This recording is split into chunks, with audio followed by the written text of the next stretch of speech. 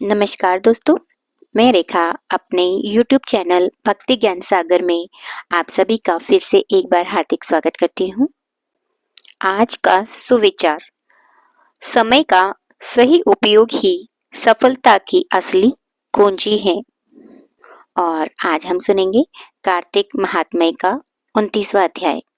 इससे पहले हमने सुने 28 अध्याय और उन अध्यायों का वीडियो आप मेरे चैनल पर जाकर देख सकते हैं। यदि आप मेरे चैनल पर नए हैं तो सबसे पहले आप मेरे चैनल के सब्सक्राइब बटन को दबाकर बेल आइकन का बटन ज़रूर दबाएं। इससे आगे आने वाले सभी व्रत त्योहार की नोटिफिकेशन की जानकारी आपको मिलती रहेगी। तो चलिए शुरू करते हैं कार्तिक महात्म्य का 29वां अध्याय।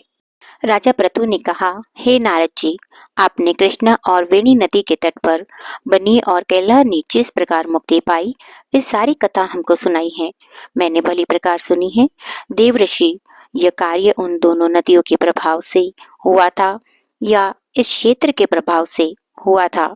कृपा करके मुझे यह बताने की कृपा कीजिए, क्योंकि मुझे संदेह है। देवऋषि नारद बोले, कृष्णा नदी साक्षात भगवान श्री कृष्णचंद्र जी महाराज का शरीर और वेणी नाम वाली नदी भगवान शंकर का शरीर है, और इन दोनों नदियों के संगम का महात्मा श्री ब्रह्मा जी की भी वर्णन करने में असमर्थ है। फिर भी चूंकि आपने पूछा है, अतएव मैं आपको इनकी उत्पत्ति का वृतांत सुनाऊंगा। ध्यान पूर्वक सुनिए। चाक्षुक मनवंतर के आरंभ में श्री ब्रह्मा जी ने सह पर्वत पर के शिखर पर यज्ञ करने का निश्चय किया। वह सब देवताओं, भगवान विष्णु, भगवान शंकर और यज्ञ की सारी सामग्री लेकर उस पर्वत के शिखर पर गए। तब महर्षि भृगु आदि ऋषियों ने ब्रह्मा मुहूर्त में और उन्हें दीक्षा देने का विचार किया। इसके बाद उन्होंने श्री ब्रह्मा जी की पत्नी सोरा को बुलाया और वह बड़ी आहिस्ता आहिस्ता आ रही थी। इस बीच में श्री भृगु जी ने भगवान विष्णु से पूछा, हे प्रभु, आपने सोरा को शीघ्रता से बुलाया था, वह क्योंकि नहीं आई है? यदि ब्रह्म मुहूर्त टल गया तो फिर दीक्षा का कार्य कैसे होगा? इस पर भगवान विष्णु ने कहा, यदि स्वरा यथा समय यहाँ पर न आई तो आप गायत्री को ही स्त्री मानकर दीक्षा विधान कर दीजिएगा। क्या गायत्री पुण्य कर्म में ब्रह्मा जी की स्त्री नहीं हो सकती? नारद जी बोले कि भगवान विष्णु ने भगवान शंकर की बात का समर्थन किया। यह बात सुनकर भृगु जी ने गायत्री को श्री ब्रह्मा जी के दाईं ओर बिठाकर दीक्षा विधान आरंभ कर दिया।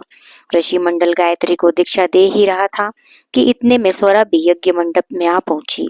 श्री ब्रह्मा जी के पहलू में गायत्री को देखकर ईर्ष्या से क्रोध करके कहने लगी। सोरा ने कहा, जहाँ अपूज्यों की पूजा होती है और पूज्यों की अप्रतिष्ठा होती है, वहां पर दुर्भिक्ष, मृत्यु, भय तीनों अवश्यमेव हुआ करते हैं। यह गायत्री जी श्री ब्रह्मा जी की दाईं ओर तथा मेरे स्थान पर बैठी है। यह अदृश्य बहने वाली नदी होगी। आप लोगों ने अविचार से इसे जो मेरे स्थान पर बैठाया है, अतः आप सब जड़ रूप नदियां होंगे।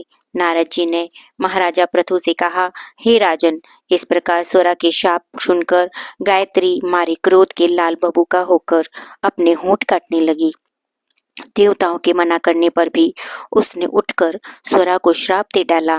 गायत्री ने कहा, ब्रह्मा जी जैसे तुम्हारे पति हैं, वैसे ही मेरे भी पति हैं।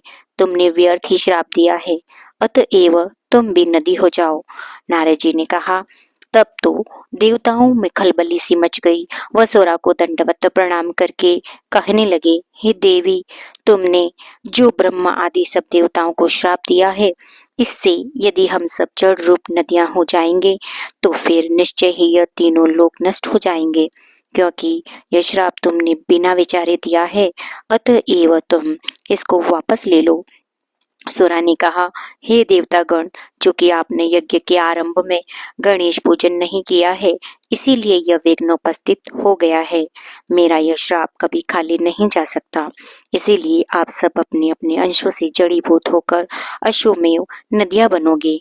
हम दोनों सोते भी अपने अपने अंशों से पश्चिम वाहिनी बहने वाली नदियां बनेंगी। देवर्षि नारद जी ने राजा पृथु से कहा, स्वरा के यह वचन सुनकर सभी देवता विष्णु शंकर आदि अपने अपने अंशों से नदियां बन गए। भगवान विष्णु के अंश से कृष्णा, भगवान शंकर के अंश से वेणी तथा श्री ब्रह्मा जी के अंश से ककुदमवती नाम वाली नदियां उत्पन्न हो गई। सभी देवताओं ने अपने अंशों को जड़ बनाकर वहीं शय्य पर्वत पर फेंक दिया। फिर उन लोगों के अंश अलग अलग नदियों के रूप में बहने लगे। देवताओं के अंशों से पूर्व वाहिनी तथा उनकी स्त्रियों के अंशों से सैकड़ों व हजारों की संख्या में पश्चिम वाहिनी नदियां उत्पन्न हो गई। गायत्री और स्वरा दोनों पश्चिम वाहिनी नदियां होकर एक साथ बहने लगी। दोनों का नाम सावित्री पड़ा। श्री ब्रह्मा जी ने उस यज्ञ स्थल पर भगवान विष्णु भगवान शंकर की स्थापना की और दोनों देवता महाबल और अतिबल के नाम से विख्यात हुए। हे राजन, कृष्णा और वेणी नदी की उत्पत्ति का वर्णन जो मनुष्य सुनेगा उसको उनके दर्शन व स्नान का फल प्राप्त होगा। तो ये था दोस्तों कार्तिक महात्म्य का 29वां अध्याय और ये अध्याय यहीं समाप्त होता है। दोस्तों वीडियो अच्छा लगा हो तो आप इसे लाइक और शेयर अवश्य करें।